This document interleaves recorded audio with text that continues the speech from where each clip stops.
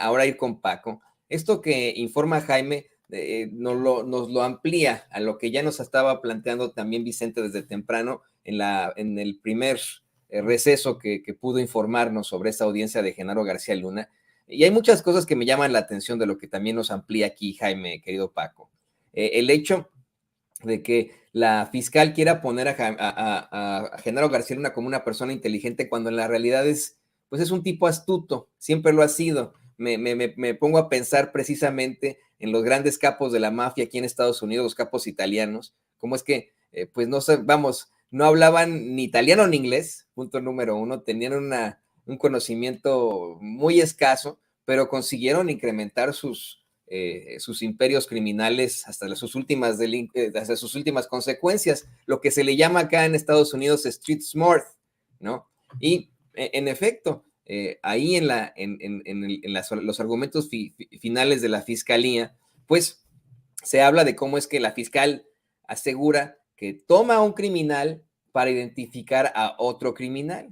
Exige la fiscal que el jurado se tiene que dar cuenta de que tiene que pagar Genaro García Luna, exhibe esa familiaridad y vínculo entre García Luna y los miembros del crimen organizado, esa información detallada de cómo es que pues a través de las autoridades se fortaleció el cártel de Sinaloa, así como nos lo plantea Jaime, que era el FedEx de la cocaína, en efecto, ¿no? Y qué bueno que la fiscal lo pudo aterrizar a algo con lo que los estadounidenses se puedan identificar, algo que nos has mencionado tú una y otra vez, acá en Estados Unidos, allá en Nueva York, pues ni idea tienen de quién chingados es Genaro García Luna, pero así se lo aterrizó la fiscal a ese jurado, querido Paco. Mira, Toño, yo les he comentado y además lo comento en el libro, Genaro García Luna era un hombre muy astuto. Yo digo que no es inteligente porque se les fue a meter en la ratonera, sí, cayó, le dieron queso, lo agarró y se les fue a entregar, pero te lo divido en varios. Mira, ¿por qué Miami? Bueno, recuerda, Miami es un paraíso financiero.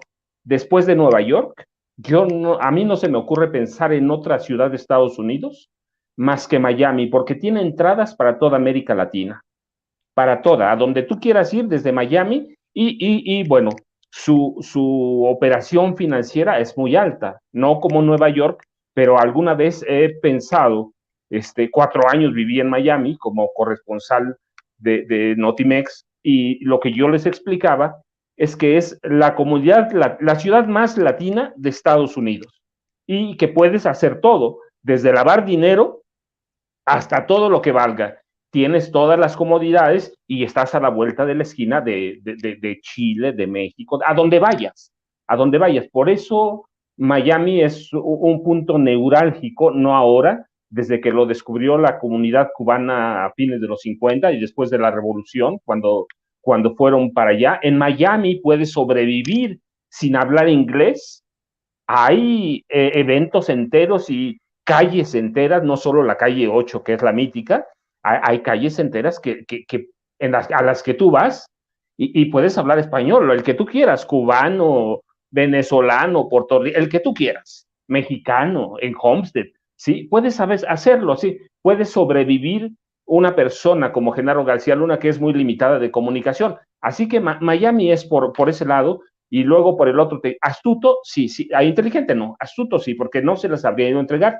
Y mira, un hombre ambicioso, claramente, en 1989, cuando Genaro García Luna llega al CISEN, como haya llegado con la ayuda de agentes del servicio secreto, cuando él llega, descubre, lo sé por testimonios de gente que trabajó con él en el CISEN, descubre a un hombre que se llamaba J. Edgar Hoover, ¿sí? Y descubre que este hombre, que J. Edgar Hoover, controló el FBI no por el tiempo, sino por la gente a la que tenía investigada, por los archivos que tenía. Descubrió que el poder de Hoover no era estar al frente del FBI, sino la información que tenía. Bueno, cuando él llega al CISEN, lo que hace es prepararse y empezar a robar archivos, empezar a armar su empresa personal para eventualmente, dentro o fuera del gobierno, crear una empresa que sería el FBI a la mexicana. Él pretendía, si no podía ser candidato presidencial o si no podía ser presidente de la República, pretendía erigirse como el gran espía de México. Habíamos tenido nosotros grandes espías como Manlio Fabio Beltrones, Fernando Gutiérrez Barrios, que salen de gobernación. Él pretendía superarlos y dejar su marca, y por eso empieza a idear no solo crear una empresa de inteligencia dentro del gobierno federal a la que llamaban el búnker, sino aterrizarlo en una empresa familiar, en una empresa privada que iba a controlar su hijo, que para eso estaba preparando a Genaro García Pereira, lo estaba preparando para controlar esa empresa a la que iban a alimentar por lo menos con 3 millones de expedientes de mexicanos en general. Sí, él tenía todas las bases de datos con ayuda de Telmex, hay que decirlo, porque Telmex de Carlos Slim Elú le dio acceso a todo eso. Entonces, él pensaba hacerlo desde ahí de una u otra forma, y claro, fue comprando periodistas históricamente, comprando periodistas, luego compró a las grandes cadenas. Finalmente él contaba con que Televisa, a Televisa y a TV Azteca los tenían en el bolsillo. ¿Por qué? Porque Felipe Calderón Hinojosa le había soltado miles de millones de pesos. Así que ese es el perfil de Genaro García Luna, un hombre que nació para ser espía, que nació para ser un criminal. Y mira, yo nada más levantaría una pregunta que o le daría a beneficio de la duda al señalamiento de César de Castro de los dineros para la campaña de Calderón, de la campaña de AMLO, supuestamente. Mira, levantaría yo una pregunta, ¿sí? O un beneficio de la duda. Si se entregaron, digamos que si hubieran entregado 7 millones de dólares, o 2 o 3 millones de dólares, pues se los entregó a Fox, o se los entregó a Cuauhtémoc Cárdenas, o se los entregó a La Bastida, porque en la campaña de 2000, Genaro García Luna hacía el trabajo de espionaje, el trabajo policíaco y el trabajo de inteligencia para la campaña de Francisco Labastida Ochoa. A él rendía cuentas, todos los días le entregaba una carpeta con información sobre el espionaje a Fox, a Martita y a Cuauhtémoc Cárdenas Solórzano. No, y sabes que ahora que mencionas lo de J. Edgar Hoover, híjole, hasta me dio pesar y preocupación por las similitudes que existen entre los perfiles. En el caso de Hoover, pues él venía sido una familia de clase media, casi clase alta, muy conservadora, que odiaba al socialismo ya en ese entonces. El papá ya era pues, trabajador del gobierno, era funcionario público, y odiaban en su familia el socialismo, le echaban la culpa de todo. Hoover consigue un trabajo en el Departamento de Justicia muy joven, el que le pagaban muy poco, pero él lo hacía de gusto, delataba gente, de gusto exhibía a todos, se convirtió en un espía de mero gusto.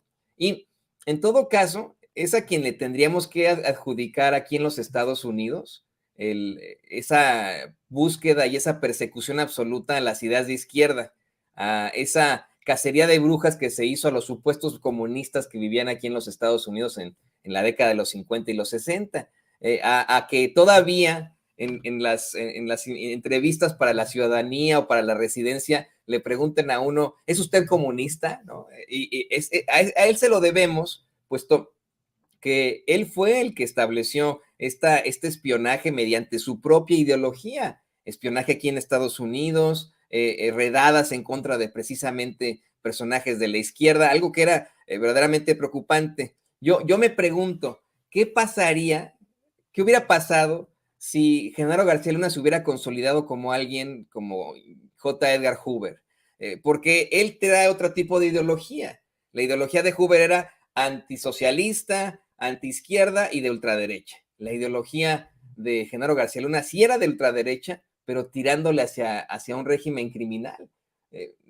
Podríamos pensar incluso en tener en algún momento un régimen completamente criminal, narco. Lo voy a dejar sobre la mesa por ahí y le pido al equipo que nos grabe para